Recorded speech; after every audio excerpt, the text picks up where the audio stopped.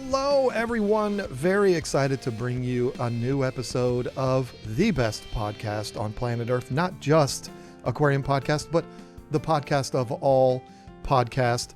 I'm very excited to make a brief announcement. But before I do that, got to introduce my partner in crime here, Jason Adams, the professor from Primetime Aquatics. Jason, are you as excited as me about today's topic? I am very excited because it's going to be awesome. Do you want me to reveal the actual subject or do you want to do that yourself? No, please. I would love it if you were to say what we're talking about. So in today's podcast, what we're going to be doing is we're going to be dreaming a little bit. We are going to be talking about what would we do if we had an unlimited budget? What type of aquarium would we set up? And we're going to talk about the aquarium, the inhabitants, all the supporting systems that have to go around it. It's going to be cool. We've done something similar to this in the past, but we were very specific on the last time we talked about this in that this has to be something that is realistic. Like, let's not go crazy here, but something that you and I are capable of doing anytime. Not, realistic dreams. This one, no. This one is out the window. This one is Elon Musk has visited you in Chicago and said, Jason, I like your style. I'm going to give you half my fortune. That's that's where we're at with this particular episode. We're going to go a little crazy with it, or at least I am. I don't know about you, but there's no rules here. This is just going to be wide open. What would you do if you had an unlimited budget? You could just you could do things without even thinking about the financial ramifications. What would you do as a fish keeper? Because a lot of people would say, I'd buy a house in, West Palm Beach or something. No, we're not talking about that. We're talking specifically aquarium keeping. But before we do that, I do want to make the very quick announcement. I had a life-changing experience a couple of weeks ago as a content creator, and that is Lisa and I finally got our new internet service to this house. For those that consume this podcast strictly for audio and you don't watch the screen, you've probably never understood why I make such a big deal out of this, because from an audio standpoint, it's been no problem at all. But from a video standpoint, if you are a watcher of the podcast, sometimes Jason would freeze or, his voice wouldn't line up. It was always fine with me, but with Jason, it would lag behind and stuff like that. It bothered me probably more than it bothered anyone else. I'm hoping that problem is now eliminated. If it's not, I'm sorry, Jason, but it's your fault. If it's not, because I've done everything I can do to solve that. So blame Jason if it happens. I just think it's great because when you first got your new internet, the first live stream that you did, you ran perfectly. And the minute you handed it over to me, by the way, if you're not watching the Thursday night live streams, KG Tropicals starts at 6 p.m. Eastern time, right? 7 p.m. Eastern, 6 your time. Sorry. Yeah. Sorry. I get them all mixed up. And then I'm right after on Primetime Aquatics, but you had a great live stream. Everything was beautiful. And then boom, I start, and I have not had internet issues in a long time. I mean, a long time. Freezing. I had to stop. I had to redo the entire live stream, then restart it and stop it like 5 times. What a mess that was. I saw that. I felt so bad for you. I was like, of course, I'm finally, on cloud 9, and then Jason has problems. I've been in that position so many times. Yeah. So I felt your pain for sure there. That was hard to watch, but you got through it. You handled it like a pro, like you always do. For me, it's just kind of opened me up. Like I'm energized now, and I just feel so much more confident. I can't let the confidence get the best of me though, and mess things up. I'm a happy guy right now. Christmas is coming up. It's a beautiful thing. So, now we should probably, before we get into the real fun, do we want to talk about our podcast sponsor real quick? Do you want to do it? You want me to do it? How do you want to do it? Go right ahead. You're on a roll. Listen. All right, I'll do it. You talked a lot. So anyway, we want to thank Fritz Aquatics. Fritz Aquatics is a channel sponsor for the Tank Talk podcast. We have both been partnered with them for a number of years because we absolutely love their products. If you haven't checked them out, go to fritz.com. They are awesome. They've got all kinds of different types of medications that actually work, anywhere from your Maricin to your Paracleanse, Expel P. I know you've got them on your website, keepfishkeeping.com. Yes, Their indeed. water additives are top of the line, whether it's the Fritz Complete, the Fritz ACCR, which we like to use in our fish room. It's a powdered form of a water conditioner. You get an ammonia spike, a nitrite spike. That stuff works amazingly well. They've got newer products out like their test kits, liquid and the test strips, and everything works, and it works well. And what is their number one product? The number one thing I think that you would probably say put them on the map years ago? It is their live bacteria products. Any of their products that contain live bacteria, for me, it's Fritzzyme 7. That is probably the best liquid aquarium product in the hobby. And we have used it dozens and dozens of times because you can use Fritzzyme 7, add your live nitrifying bacteria, add a small number of fish right away, and not have any issues with ammonia or nitrite spikes. So they're awesome. Check them out. Absolutely. And it's a no-brainer for both Jason and I to work with the company that we would work with for free.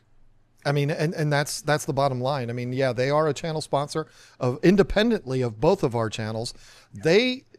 I'm just going to, go inside baseball here and let the folks know they don't sponsor the podcast directly. Like, they haven't contacted us and said, hey, we want to make a special deal to promote the podcast. We're doing it because we love the product. Yeah. And so it's like, hey, we're both on Team Fritz. We're going to include the podcast as part of our promotion of them because it's a great product, regardless of whether we're on the team or not. It's a match made in heaven because we both believe in the product and we would use them whether we knew them personally or not. So love it. Great products. So money's no object. We can do whatever we want to do. And I want to go all in here. I want to talk about, like you mentioned, everything from start to finish. And even a year after the tank is done, how are things going to be run? How are things done? I want to go in depth. Hopefully we have enough time to do that. But I think that the first decision that has to be made for this dream tank, and I'm going to let you go first, where are you going to put this thing? That is a great question. One question I have for you before I talk about where we're going to put it. Are we assuming that once we have this dream tank, that we are the ones maintaining it? No. So we have a person or people, a company that can come in and just deal with it. You don't have to. Okay. You can do whatever you want to do. But my dream would involve me not taking care of this tank. Okay. All right. So, because that changes things. Now, in terms of location, I want this in a place where I can see it all the time.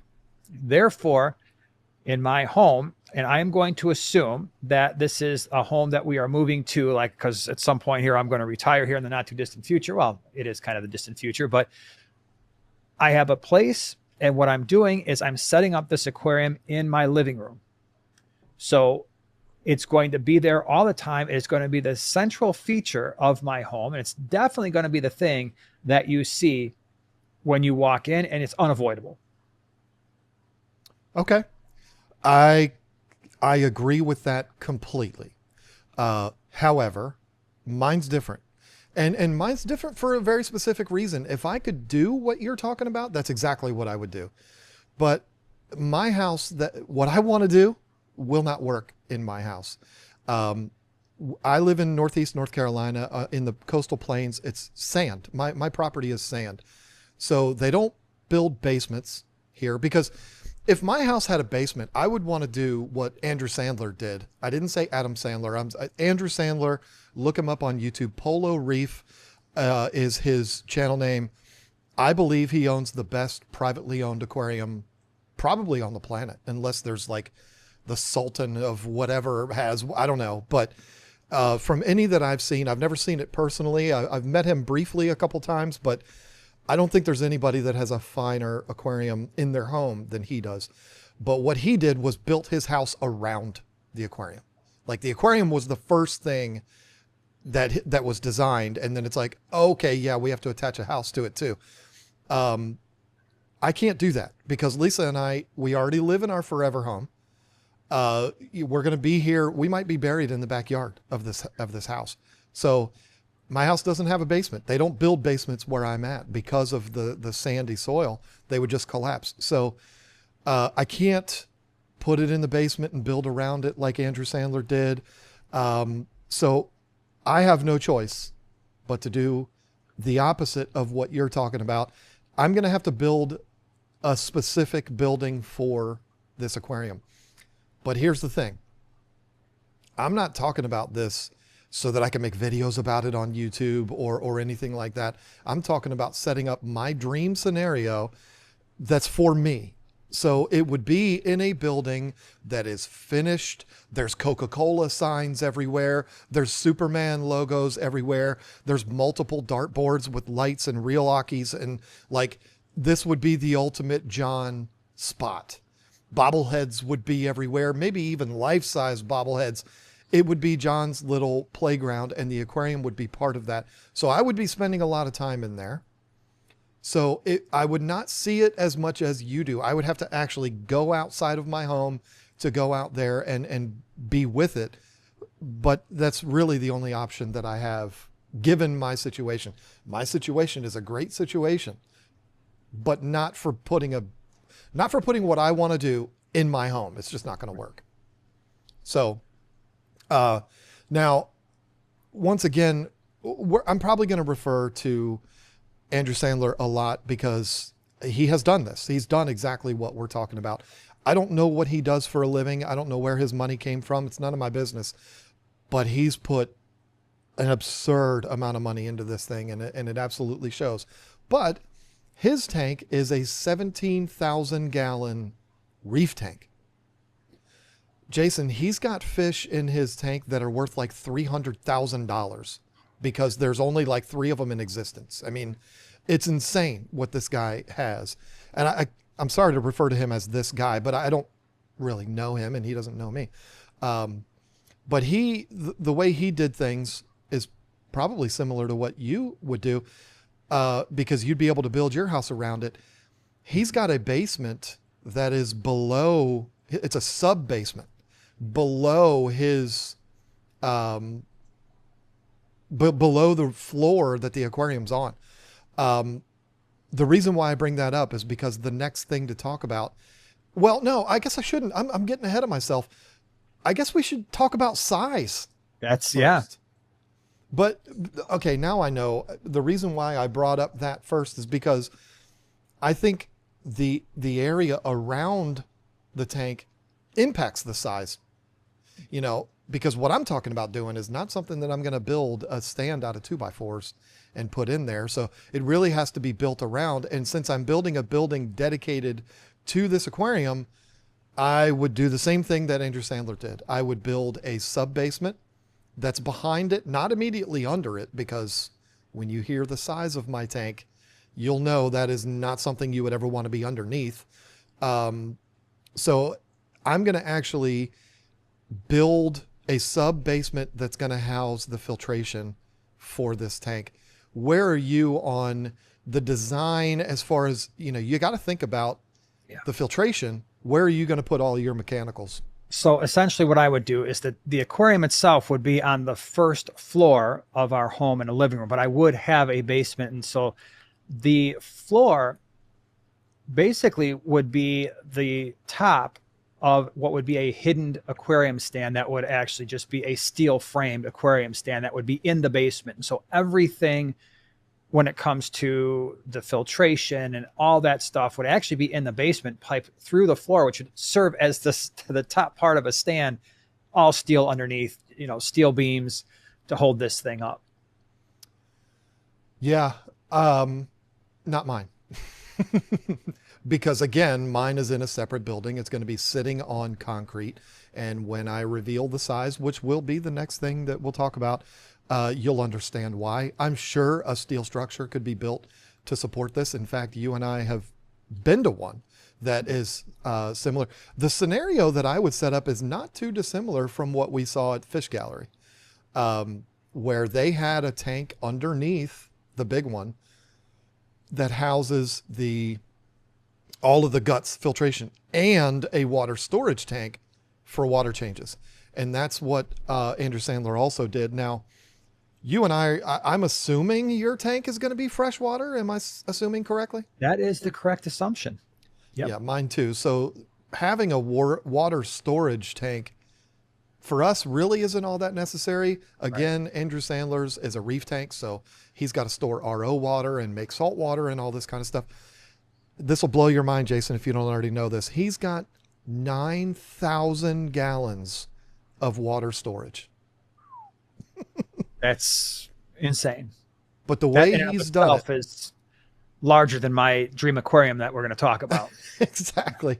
I don't know if it's larger than mine, but that's a lot of water. I don't think we would need that, but I also don't think it would be a bad thing to have. And so I don't know if I'm going to incorporate that into my design, but what Andrew Sandler did, I'll try to remember to include links to like walkthroughs of his tank, but to try to explain this and not having a visual to explain it, he's got 6-inch pipes that run from that tank that are obviously from the back of the tank, and they actually run through the floor of his basement that they built a sub deck on top of. And then on top of that deck, he has basically a laboratory. They literally call it the laboratory, where they quarantine fish. He has veterinarians that come by to diagnose fish with issues and stuff like that. When you have a fish that's worth $300,000, it's worth it to do that. And so all of that happens behind the tank, and all of the filtration piping runs underneath all of that to another area. Because again, with a 17,000 gallon aquarium, you're not going to want to put all of your filtration and all of that directly below it.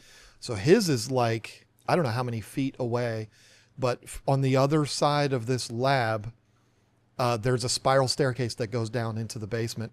And in that sub basement is where he has his sumps and the water storage, the RO, and all of that kind of stuff. He has a 2,500 gallon aquarium in his office too, by the way, which is also filtered in this area.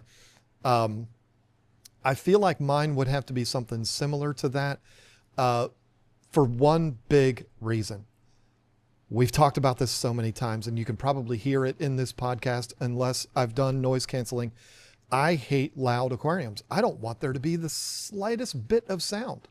So I want it to be away from the main aquarium. So I'm going to want to probably have a 20-foot room behind the aquarium, and the piping is going to run through that room down into a sub basement where all of the filtration is going to be and all that kind of stuff.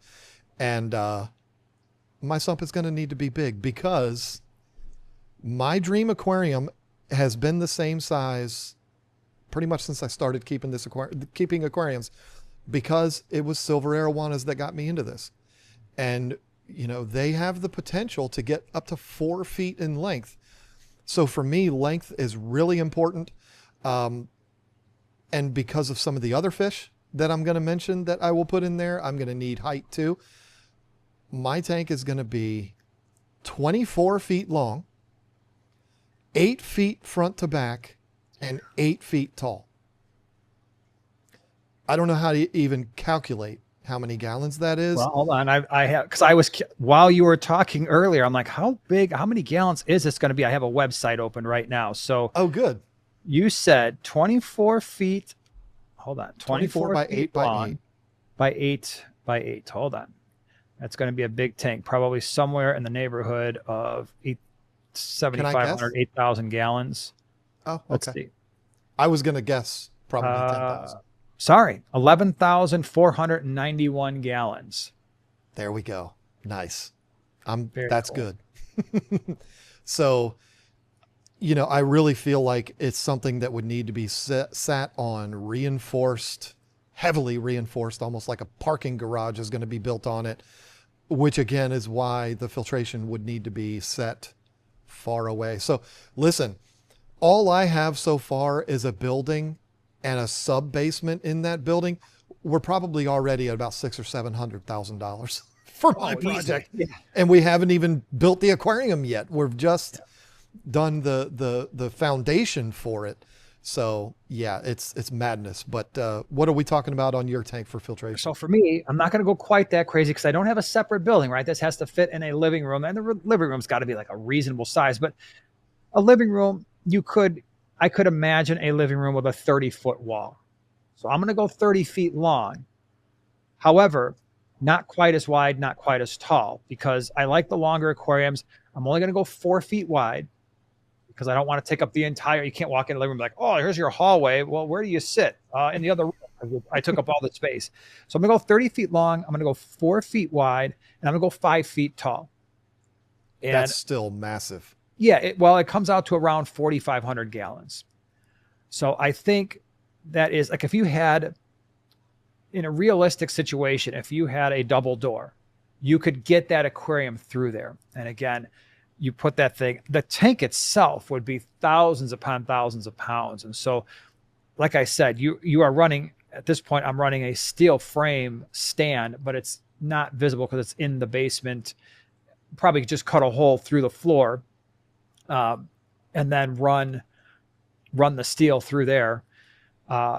It's going to be massive. The filtration will have to be under the tank in this particular case because you've only got so much space with, I mean, assuming that you even have 30 feet of basement wall space, you probably don't, but it's going to be a massive, massive sump system, and it's going to be awesome.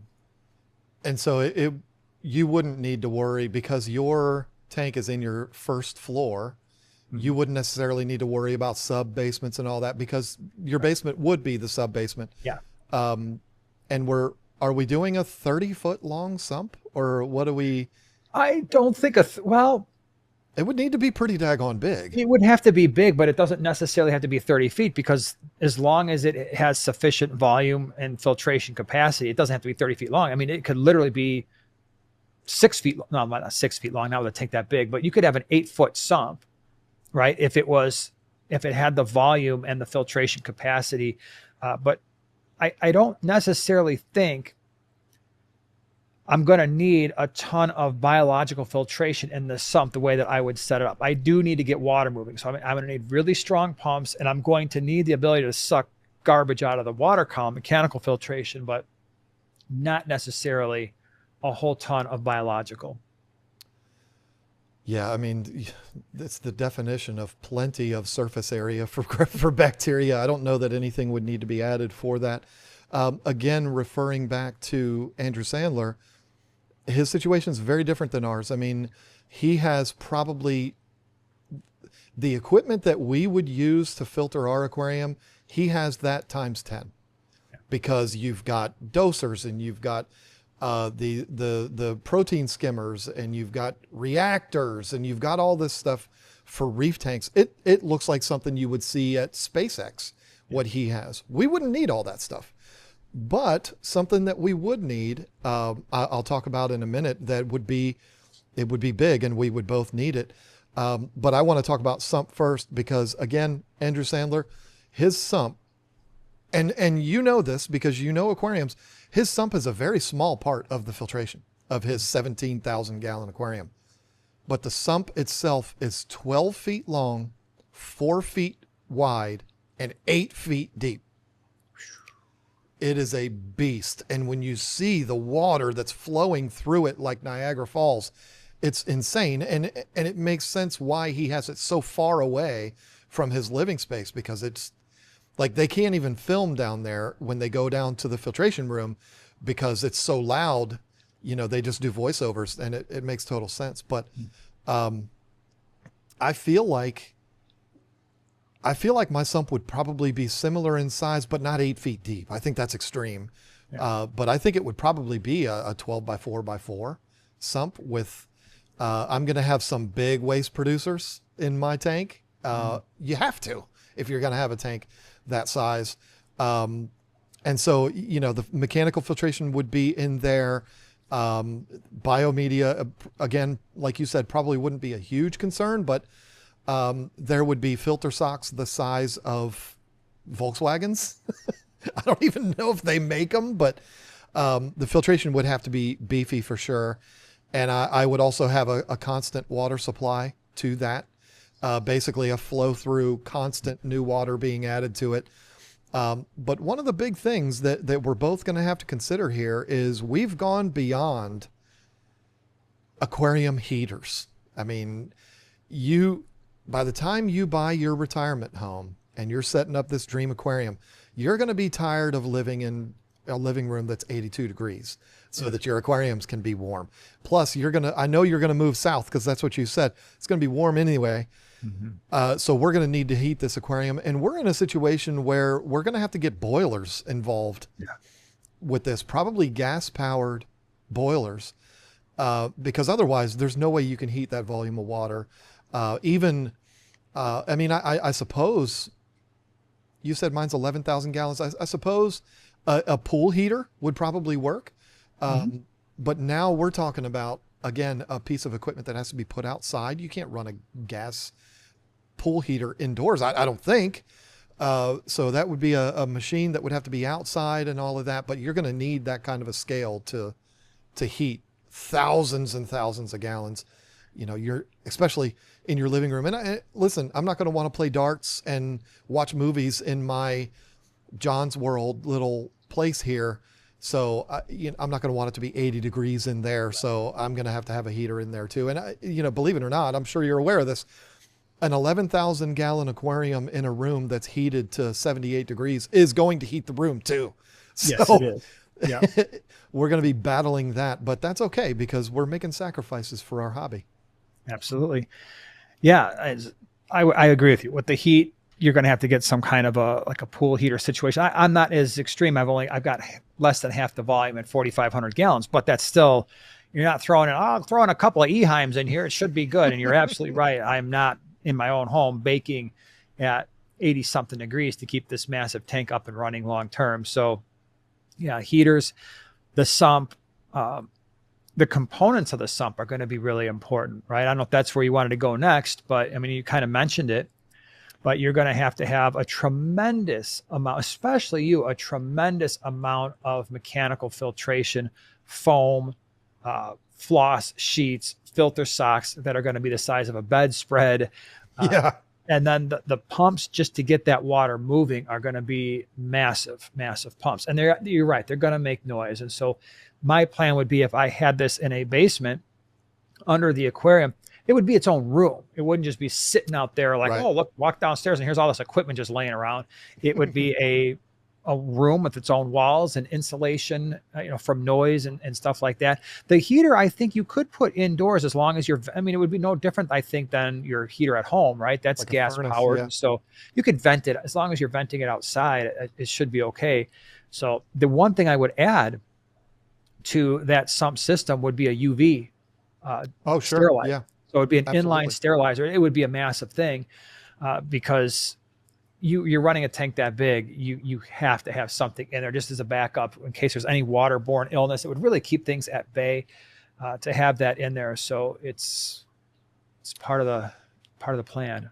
I'm glad you brought that up because for us with, even a 360 gallon aquarium, I can maintain that all the time with my hands and it's, get a little step ladder and everything's fine. This is not an aquarium, not mine and not yours. They're not aquariums that we're going to want to be messing with. And so to have equipment that can handle the bulk of the work for us, I think is absolutely critical. And yeah, I'm glad you brought up protein skimmer you brought up UV sterilizer because those are going to be absolutely critical. And just so you know, Andrew Sandler's, I think is like 9 feet long. His UV sterilizer. It looks like a missile. It has to be that long because you have to give the UV time to actually contact anything that's in the water. And if it's moving that fast, because you're moving that amount of volume in a big tube, you have to give it time. And so 9 feet is at least going to allow the water to travel through. If there's any microbes in there, get zapped, Yeah. And they have, I haven't seen any of these done in the freshwater world. But I would imagine that it would work. In place of a filter sock, they've got the drum filters that actually will automatically rotate when the water when it senses that the water is flowing slower through it, meaning that it's clogged, it rotates, and it has little built-in pressure washers that wash off the drum. So to describe this is basically exactly what it sounds like. It's a rotating drum that's almost like a mill, like a water mill, and it doesn't rotate constantly, but the water's going through that, and then it has sensors built in that will rotate it and clean it off. Does a lot of the work for you. We're talking about a mechanism that's probably tens of thousands of dollars, and it's just in addition to other filtration in the system. But I think it's absolutely required for something like this. Filter socks that are the size of, LeBron James. I mean, come on. Yeah. Who's going to clean something like that? But I'm sure there'd be filter socks somewhere in the system, but I think we would probably want to employ some kind of big giant piece of equipment like that. And then again, I think you're probably right. I actually had a heated pool a long time ago, and obviously everything was outdoors. But when I think about the unit itself, it probably is something that could be put indoors, just like a furnace would, and probably wouldn't be much of a problem. But you know what? We're talking fantasy here. If it has to go outside, it has to go outside. So what? Well, we'll build a little building specifically for that. We don't have to worry about the money side of it. So, but you mentioned something that you mentioned it in passing, but it's really important before we move on, and that is flow through system is a must with a tank this size. Yeah. You are not water changing 4,500 gallons. You're not water changing 11,000 gallons. You don't even want to take the chance and allow that to happen. And so you are just going to have fresh water constantly going into that tank. And eventually you'll figure out, based on your stocking levels, how much water needs to go in there on an hourly basis. But it's critical. Absolutely. Has to happen.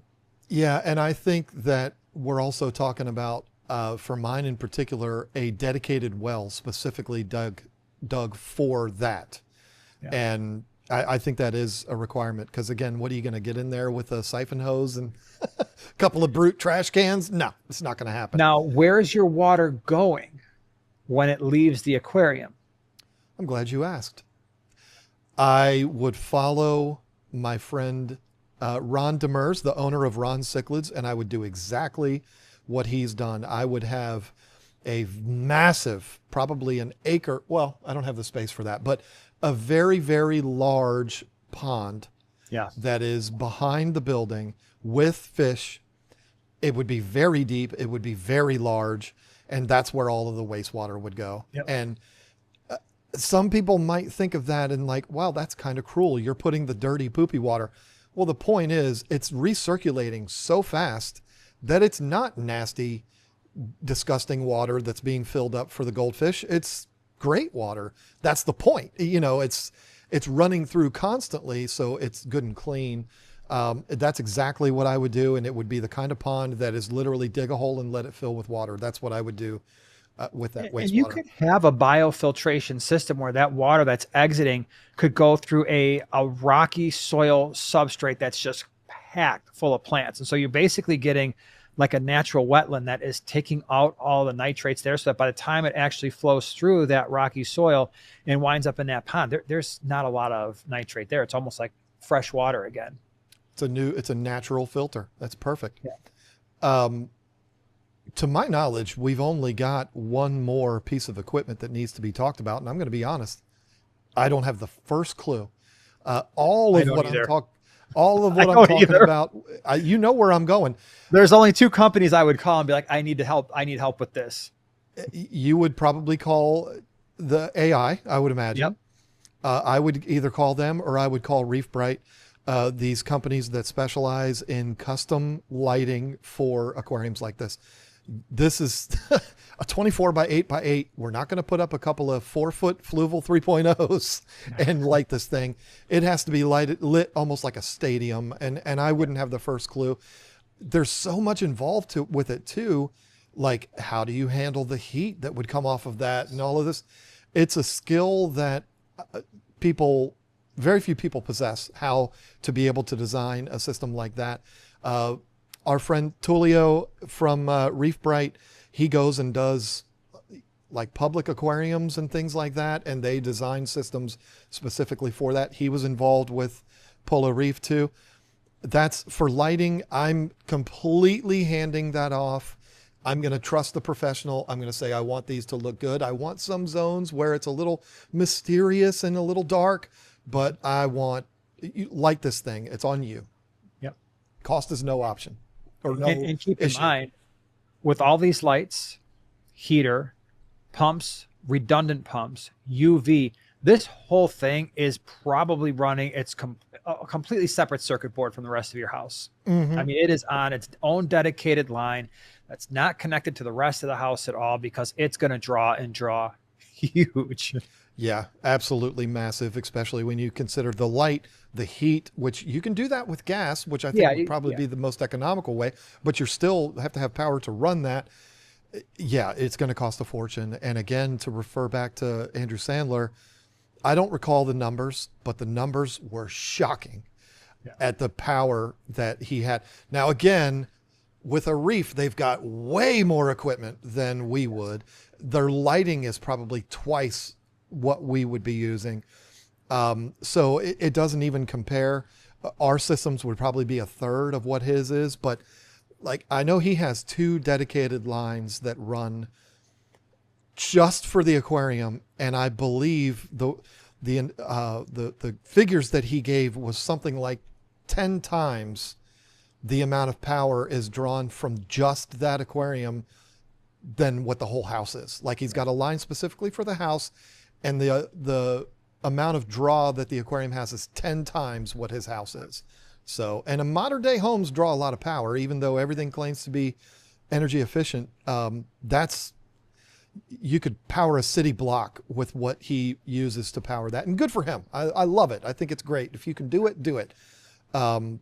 But yeah, but on the topic of power, I don't think there's a scenario more critical to redundancy than a situation like this. Backup pumps, backup power. I think this, again, money's no object. I think we've got a dedicated generator, run off natural gas, that is hardline natural gas, not a tank that could run out, that is always there, boom, instantaneously if the power goes out. I can only imagine the smell of an aquarium, 11,000 gallons that hasn't run in 4 days. Oof. So yeah, we've got to build in some power redundancy and pumps. You know, a pump goes bad. The pumps that would run these things are for Olympic-sized swimming pools. I mean, they would have to be those massive pumps that are certainly not set down inside of a sump. They're, you know, the size of lawnmowers, these pumps. Probably cost tens of thousands of dollars a piece, but you have no choice. If you're going to do this, you're not going to run an 11,000 gallon aquarium with sponge filters. I'm sorry, it's not going to happen. Plus, who would want that? That would be, somebody's got to get in there and maintain it. So yeah, lighting, we're both smart enough to pass off lighting to the professionals. And let's be honest, professionals would be involved in probably every aspect of this project for both of us, even though we think we know what we're talking about. What are we doing? Let's go inside the tank now. Let's start to put this thing together. And oh, wait, before we do that though, I wanted to bring something up that you brought up in passing. I don't think there's a company that's going to transport you a 30-foot long by 4-foot by 4-foot aquarium. I think that's something, I think we're getting into the sizes. Mine definitely would have to be built on site. There's no way that's going to be transported. I think yours probably would be too, but I could be wrong. I mean, you're not building these tanks out of glass. They're going to be acrylic. There's no other option. And I don't know that they can be transported. And you would need like 4 forklifts to move a 30-foot long aquarium. And you can't get them through a house. You can't get the forklifts into a house. So right. There's and that. No army of people. I mean, unless the Egyptians come back and use their techniques to move these things, I think these both have to be built in place. Both of them. It's a good point.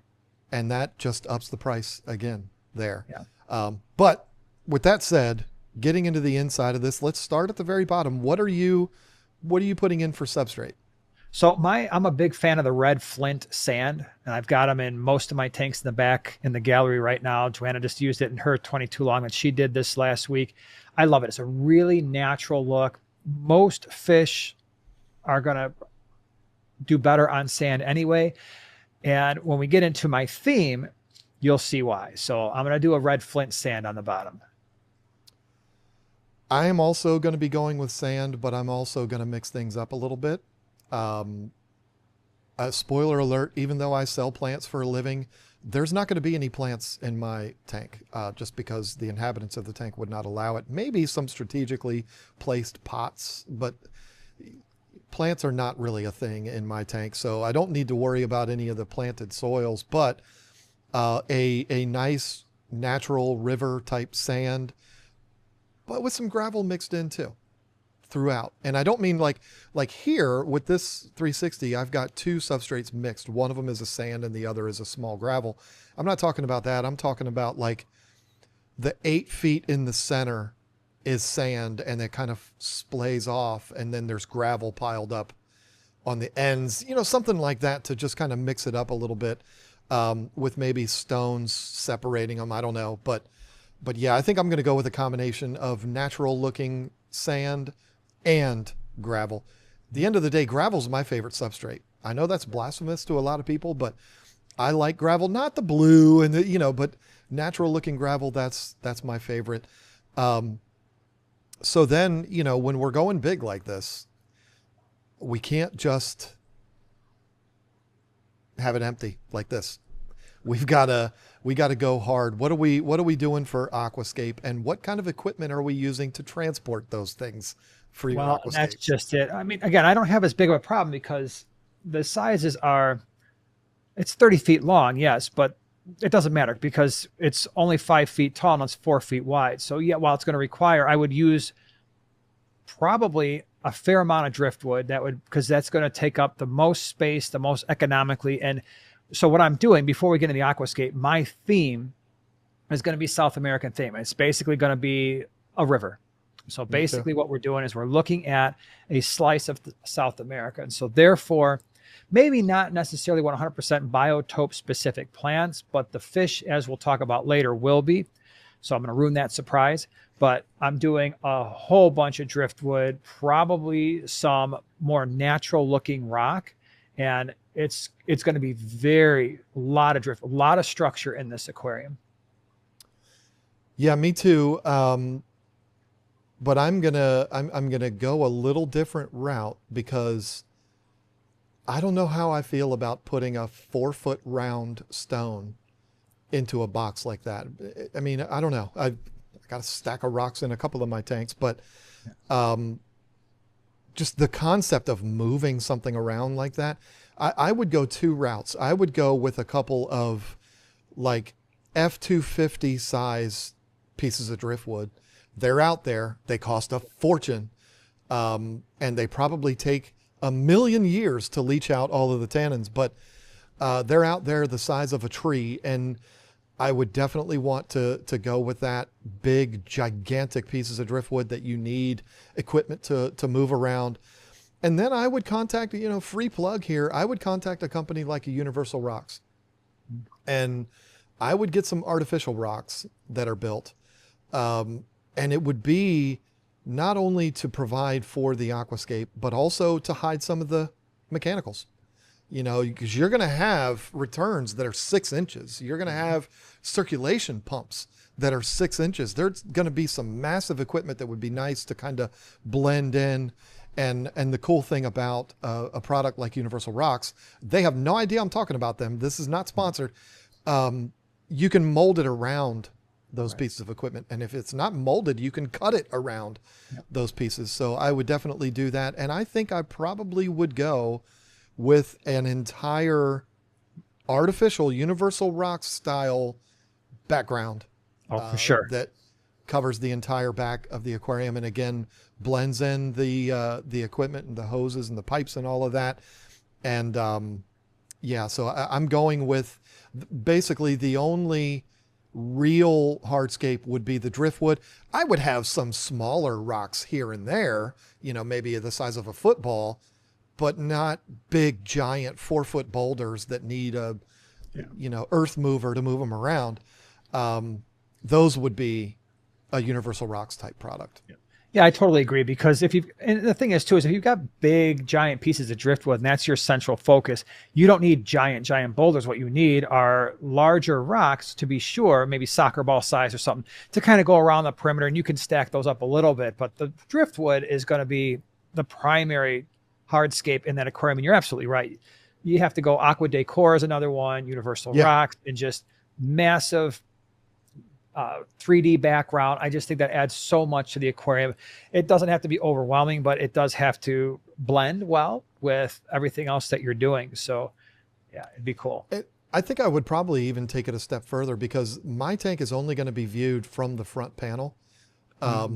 Everything else would be structural. So I would probably put it also on the sides, the 8-foot sides. So you'd be looking at a U-shaped background. And that's the great thing about I forgot about Aqua Decor. I don't know if they build things that big. Maybe they do. I don't know. But like Universal Rocks, you can get a piece built the size of a football field. I mean, they can do whatever you need, and they'll design it specifically for yours. I just think that's really, really cool. And I would probably go all 3 sides.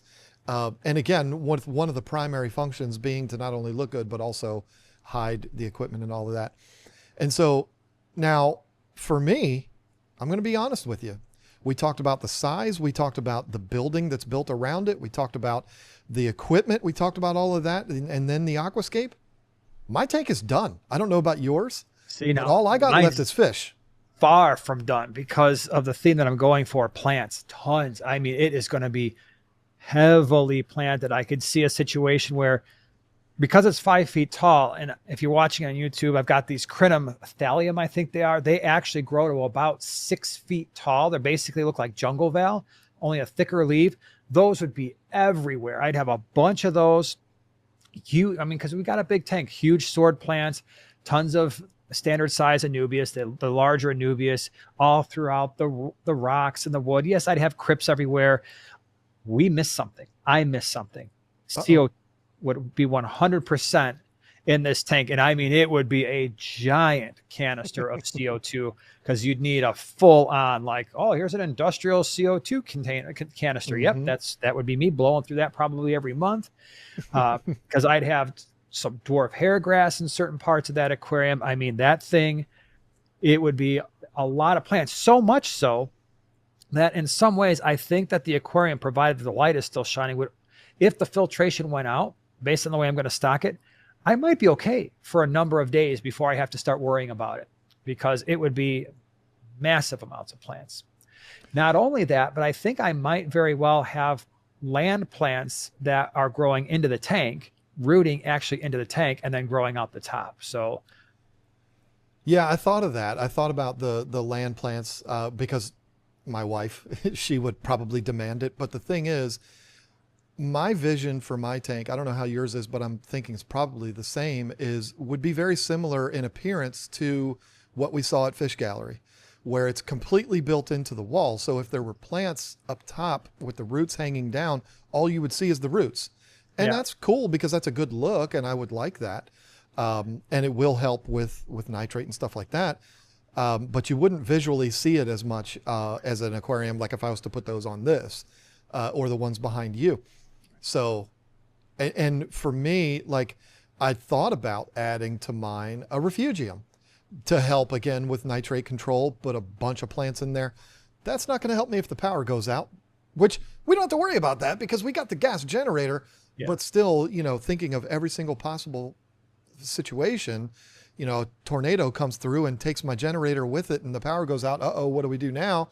I know it's doomsday type stuff, but the refugium isn't going to do a whole lot for that. But if I've got a whole filtration room, it's a sub basement, and I can do whatever I want to do, why not? I'd put a refugium down there and grow some massive plants just to help out, because when we get into the fish, I'm going to need it, and I'm not going to be able to have it in the tank. So are you ready? My tank is not enclosed. It's open top, open side. And so I could have, again, I really want this to be like a slice of river. And so it's not just going to be the tank. You're going to have essentially trees growing around it. So it just blends in, and it literally just looks like you're peeking into nature. And so it's going to have a massive amount of growth all around it as well. Yeah, and I am envious of that. I'm a little jealous of that because my tank, I mean, we just have different visions, and it's fine. That's okay.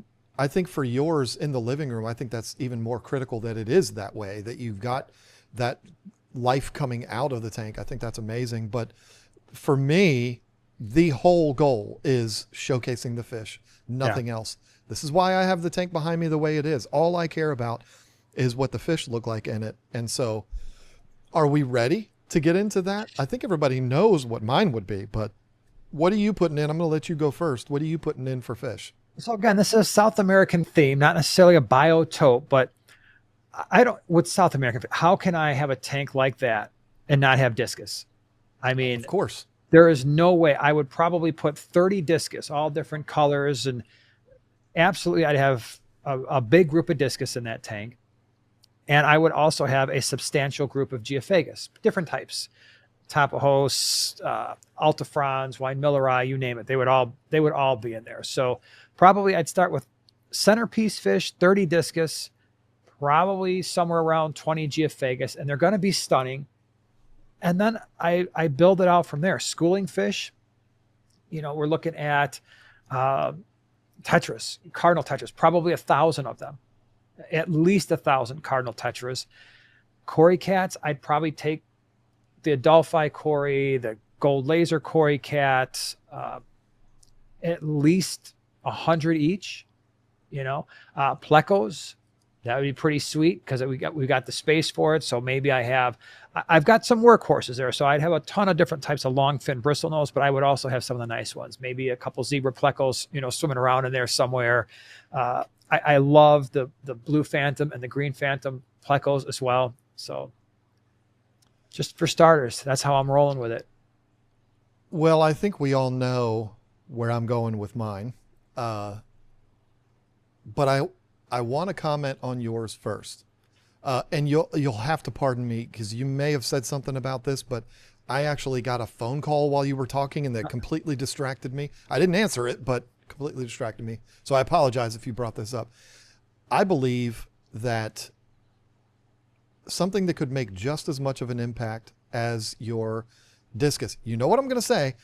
Everything exactly the same except replace the discus with Ultim Angels. Ultim Angels, yeah. Yep. I mean, to me, when we're talking, well, yeah, you could. There'd be enough space for that. Yeah, you absolutely could. 30 feet long. Discus would be over here. Angels would be over here. No problem. Okay. But Ultim Angels in a tank that size would just be absolutely magnificent. It would be a sight to see. For me, the whole purpose would be anything that could be labeled monster. That's not a surprise to anybody. You build a tank like that, 24 by 8 by 8, you're not putting a bunch of neon tetras in there, although that would be pretty daggone cool. No, I'm going with all of the usual suspects. Arowana, Arapaima, yes. Finally, I would be able to have an Arapaima and I would be doing that fish justice. I would love to say I would incorporate Ultim Angels, but they wouldn't last. I'm actually on Predatory Fins' website right now, and I'm there because I was looking for a particular fish, and I don't even know if you're going to be able to help me identify this just based on its explanation, but they had a fish there that it absolutely blew my mind, and it was in the tank with their Arapaimas. It was a 24-foot tank, but I think it was 24 by 4 by 4. It was the brightest yellow fish you've ever seen, but it was an albino version of this fish. It almost looked like an albino knife fish, clown knife. They have but those. It wasn't. I know, but that's not what this was, though. But okay. It looked similar, and that's the reason why I was on their site, was to try to see if they had that particular fish like front and center somewhere, and they don't. I would have to call my friend Rod, and I would have to say, hey, Rod, remember those yellowfish? What are those? And I would definitely like to incorporate some of those. I don't know if I mentioned arowanas already. I would probably have 6 silver arowanas, peacock basses, datnoids, Anything that gets really, really big, I would have, and I would have a just a ridiculous assortment of large South American cichlids. Dovi, Midas, Texas, not flowerhorn, but green terrors. Obviously, I'd probably have a dozen Oscars in there. Bikers, multiple catfish, of course. Gar. I mean, we're probably already getting to a point where I'm overstocked, but hey, we're talking fantasies here. But one of the big centerpieces, and I mean big, would probably be a half a dozen to 8 freshwater stingrays. And it would be all different types. I'm not trying to breed them. I just have them in there to make me happy. So I don't care about breeding them. But there's, aside from arowanas, I really don't know that there's a more fascinating fish to just observe than stingrays. They're absolutely incredible.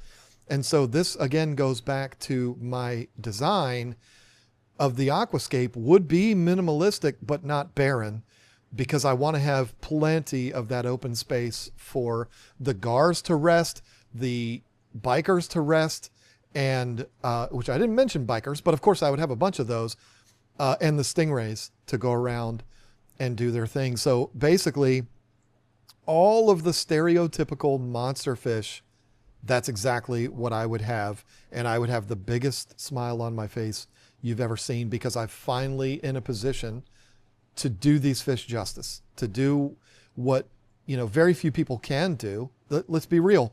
Very few people in this hobby can appropriately keep an arapaima. Right. It's just not doable. It's not realistic. A lot of people have them, but probably shouldn't. So yeah, all of the fish that are the big, giant, pooping, massive fish, that's what I would have, and I would love it. And yes, there would probably be a minimum of 2 arapaimas in there. I might even go a little crazy and have 3. I don't know. Nice. The fish would be the focal point for me. And I'm going to say something that'll probably make you go, come on, John, really? But I've already done it. So I would probably buy them all small. I'd probably buy them all. More fun just to watch them all grow and and they grow super fast. All of them, maybe not bikers. I don't know how fast arapaimas grow, but I know arowanas grow fast. Gar grows fast. Catfish, it's like blowing up a balloon. They grow so fast. Yeah. I don't know that I would buy them 2 inches like I did for my 360, but I would buy them at 5-6 inches in size and just let them do their thing. And that's so fun to be able to watch them grow like that. And have my friends and family come over that haven't been over for a year, and they're like, whoa, that's part of the fun is those were so small when I was here last time. Look at them now. I love that part of it. But now, as we start to wind this conversation down, I got to reveal to you the most important part. We did allude to it in the beginning.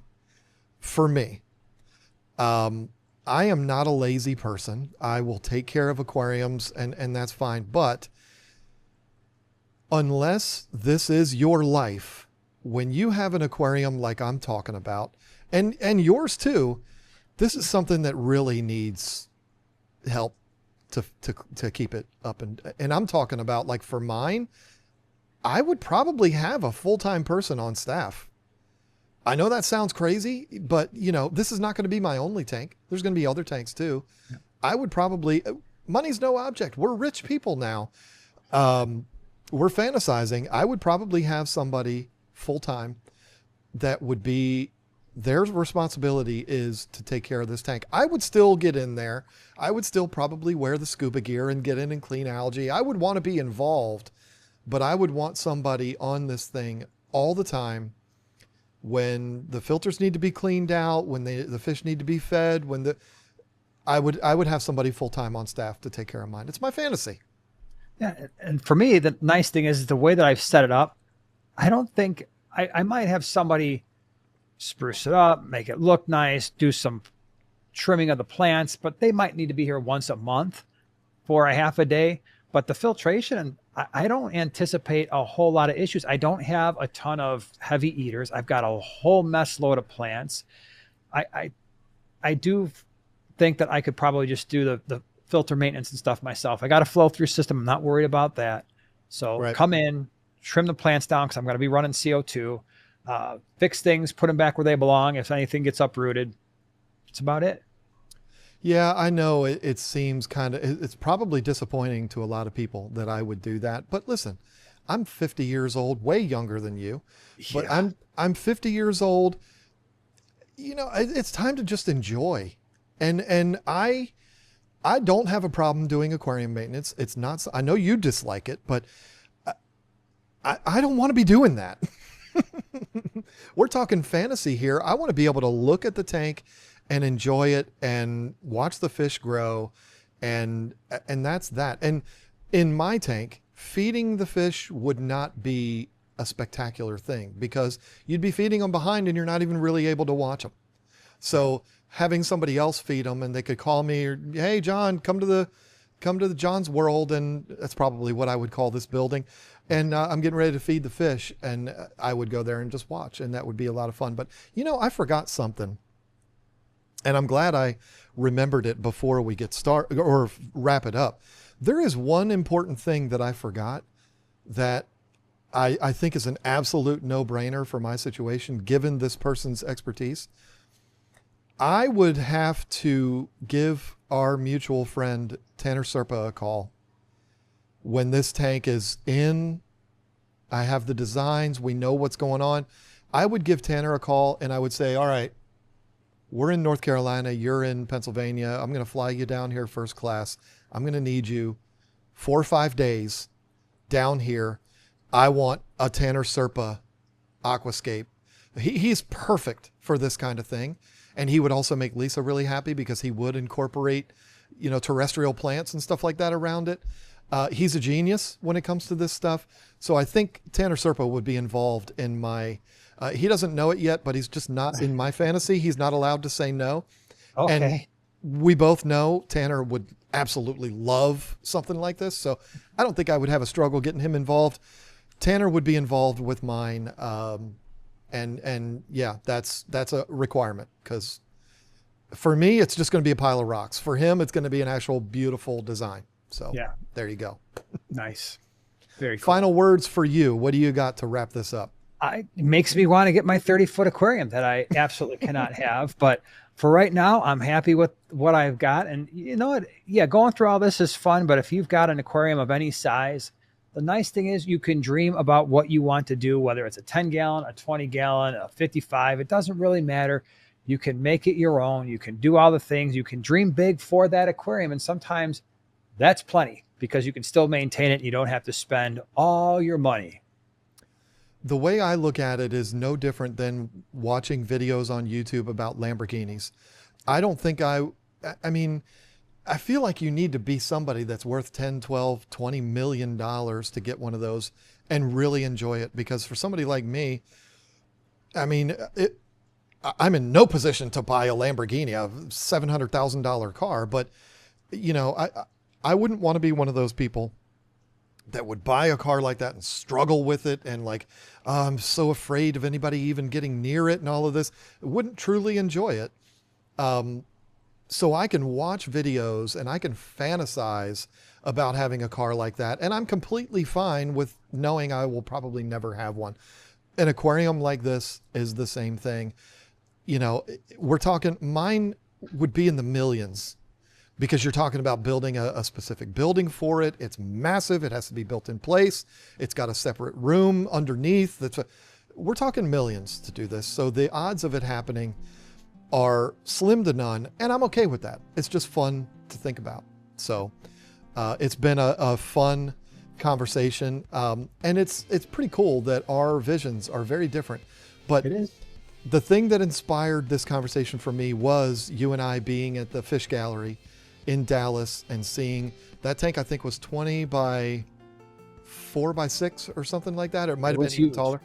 Yeah. I think it was 4,500 gallons, and somebody that was there, it was not official, said something about the tank alone was 600 grand.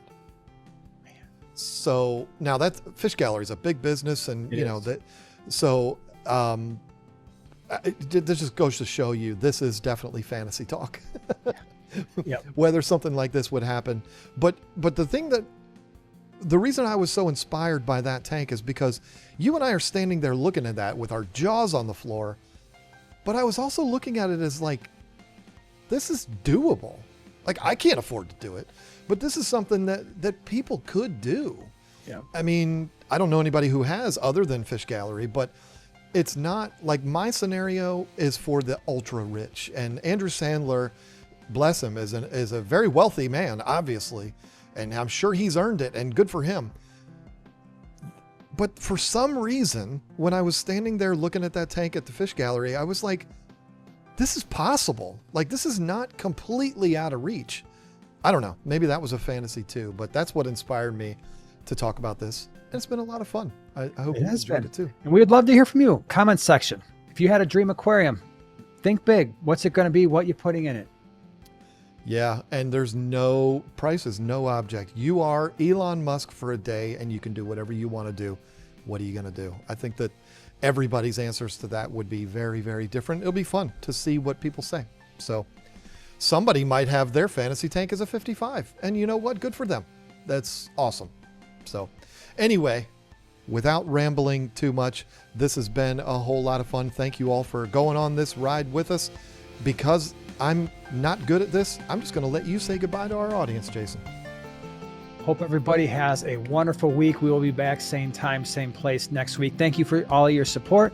We'll see you next week.